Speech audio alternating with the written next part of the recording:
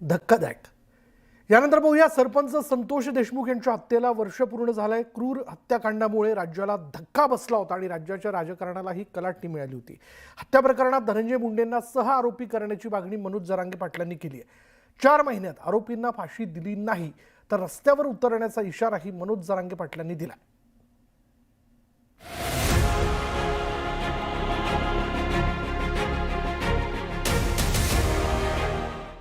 मसाजोगचे सरपंच संतोष देशमुख यांच्या पत्नी आणि आईचे अश्रू अजूनही थांबलेले नाहीयेत।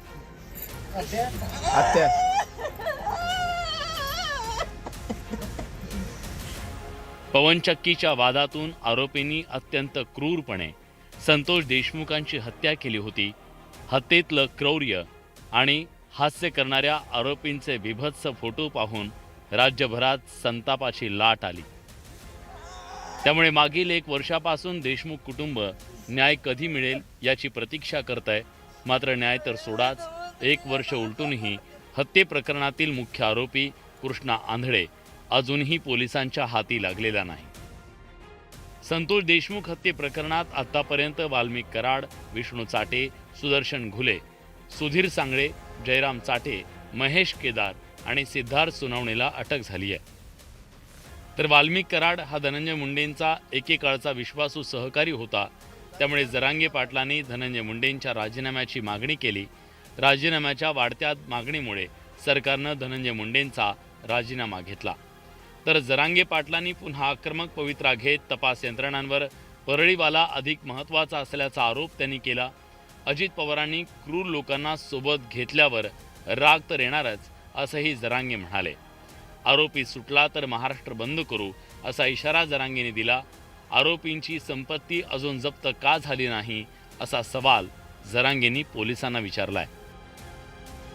सरकारने हे शोधायला पाहिजे की असे स्टेटमेंट तो का करतो। जोपर्यंत त्यांना फाशी होत नाही ना तोपर्यंत आम्ही कोणीही हटणार नाही। हे ते बिगर बापाचं पुढे गेले हे बघितलं पाहिजे सरकारनं लवकर, कारण इतकी क्रूर हत्या करणारे बाहेर फिरतातच कसं काय आणि याला लपून ठेवलंय, हे कुठे गेलं नाही। जरांगे पाटलांनी कठोर पवित्रा घेतल्यामुळे बीडसह राज्यातलं राजकारण पुन्हा एकदा पेट घेण्याची शक्यता आहे।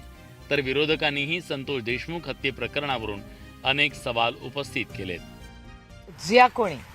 जो कोणी या हत्येमागे आहे किंवा ज्यांनी हत्या केली आणि हत्येच्या मागे ज्यांनी कट कारस्थान केलं त्यांना जोपर्यंत फाशीची शिक्षा होत नाही तोपर्यंत आम्ही लढत राहणार। सत्ताधारी पक्षाच्या मंत्र्यांना राजीनामा देऊन त्यांच्या भोवती संशयाचं धुकं आणि संशय निर्माण झाला होता। त्याच दिवशी संतोष देशमुखांना न्याय मिळणार नाही, नैसर्गिक न्याय होणार नाही, सत्तेच्या दबावाखाली जे खूनी आहेत ते सुटतील हे आम्ही तेव्हाच सांगितलं होतं। विरोधकच नाही तर सत्ताधारीही प्रश्न उपस्थित करताना दिसतायत। कृष्णा आंधळेंचं काय झालं हा थेट सवाल अमोल मिटकरने विचारला।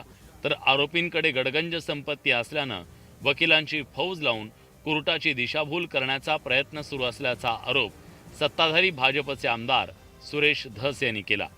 35 वकिलांची फौज लावणे, त्याच्यामध्ये कोर्टाची दरवेळा दिशाभूल करणे आणि माफीनामासारखा किंवा आम्हाला या ठिकाणी जामीन द्या अशा पद्धतीने वेगवेगळ्या कृत्या त्याच्यामध्ये लढवल्या जात आहेत। इतकं संवेदनशील प्रकरणातला एखादा मुख्य आरोपी तो इतके दिवस बाहेर राहू शकत नाही। कदाचित त्यानं सुसाईड केली असावी किंवा कदाचित त्याचं त्यांनी काय तरी त्याचं म्हणजे तो अस्तित्वात आहे की नाही हाच मोठा प्रश्न आहे। आतापर्यंत तो पोलिसांना सापडला असता। सत्ताधारी पक्षाचेही आमदार संतोष देशमुख हत्ये प्रकरण आणि फरार आरोपींवरून सवाल उपस्थित करतायत। विरोधकही उत्तराची अपेक्षा करतायत आणि देशमुख कुटुंबही दोषींना फाशी कधी मिळणार हा सवाल विचारतायत। 1 वर्षानंतरही या प्रश्नाची उत्तरं मिळताना दिसत नाहीयेत। त्यामुळे मनोज जरांगे पाटलांनीही संतोष देशमुखांच्या मारेकऱ्यांना फासावर लटकवण्यासाठी आंदोलनाचा इशारा दिलाय।